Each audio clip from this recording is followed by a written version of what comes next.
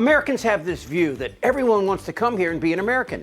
That may have been true then, but now? No, I would not protect you. In fact, I would encourage them to do whatever the hell they want. You got to pay. Well, Trump has changed the way the world sees us, and not in a good way. But let's be honest, maybe in a fair way. I mean, just look around. I will settle the war in Ukraine, and I will end the chaos in the Middle East, and I will prevent something that nobody else will be able to do. But it's getting worse. I'll tell you how in a second. But first, have you subscribed to our YouTube channel? It's easy.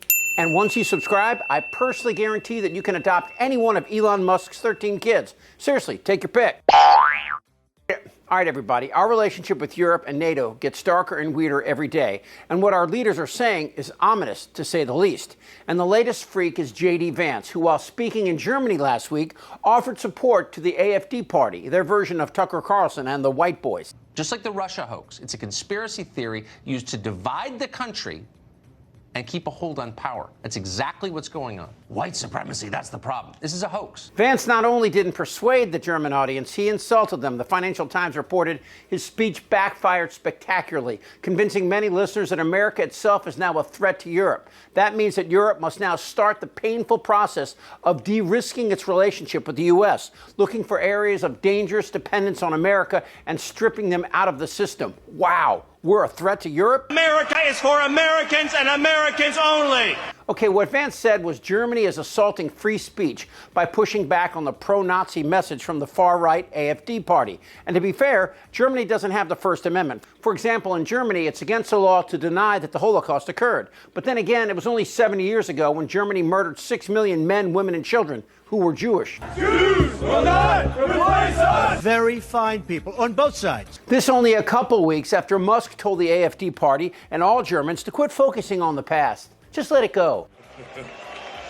Fight for a great future for Germany. Fight for a great future for Germany. Go, go, go. Convince your friends, convince everyone. Let's go. Schließen von unserem geliebten Vaterland. Wir werden unsere Grenzen schützen gegen illegale Migration. Es reicht. An Tag 1 werden wir gleichzeitig alle Ausreisepflichtigen. That sounds familiar. And Trump's chorus of cuckolds defended both Trump, Musk, and Vance on Face the Nation. Vice President Vance gave a speech, and he told U.S. allies that the threat he worries about the most is not Russia. It is not China. He called it the threat from within, and he lectured about what he described as censorship, mainly focusing, though, on including more views from the right. He also met with the leader of a far-right party known as the AfD, which, as you know, is under investigation and monitoring by German intelligence because of extremism. What did all of this accomplish other than irritating our allies? Why would our allies or anybody be irritated by free speech and by someone giving their opinion? We are, after all, democracies. The Munich Security Conference is largely a conference of democracies in which one of the things that we cherish and value is the ability to speak freely and provide your opinions. And so I think if anyone's angry about his word, they don't have to agree with him, but to be angry about it, I think actually makes his point. I thought it was actually a pretty historic speech, whether you agree with him or not. I think the valid points he's making to Europe is we are concerned that the true values that we share, the values that bind us together with Europe, are things like free speech and democracy and our shared history in winning 2 world wars and defeating Soviet communism and the like. These are the values that we shared in common. Oh, okay, so Rubio is saying that MAGA is more worried about the freedom of German Hitler youth to be able to call for a new Holocaust than we are of Putin, who is bombing schools, maternity centers, hospitals, and churches. This isn't too hard to see. Trump and MAGA are not Americans. They're fascists, and everything from this... Is there a way to carry out mass deportation without separating families? Of course there is. Families can be deported together. To Trump's dinner time pals. Send the military into these black neighborhoods, make the streets safe, they'll complain about it. It doesn't matter. We should send in the troops if necessary to restore order. Enough with the Jim Crow stuff. Well, they're sending out an unambiguous message of hate and violence. And Vance and Rubio have the balls to say that MAGA is about free speech. In the good old days, this doesn't happen because they used to treat them very, very rough. And when they protested once, you know, they would not do it again so easily.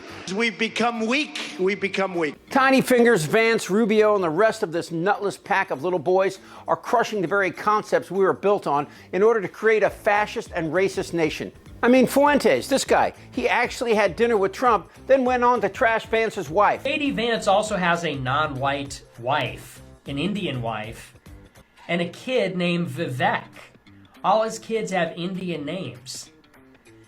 So it's like, what exactly are we getting here? And that's not a dig at him just because I'm a racist or something.